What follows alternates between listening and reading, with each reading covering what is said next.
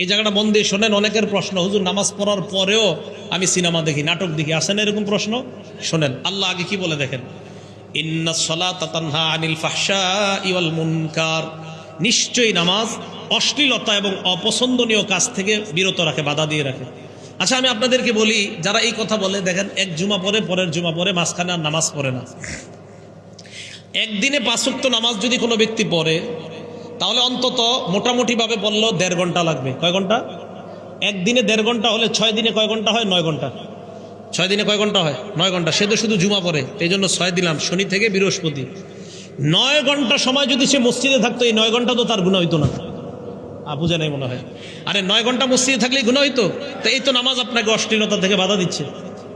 তা আপনি মসজিদে থাকার সময় বাড়ান। যেমন আজকে এশার নামাজ কেউ পড়লেন, 25 মিনিট মসজিদে ছিলেন, এই 25 মিনিট কে কে নামাজে দাঁড়ায় সিনেমা দেখবেন?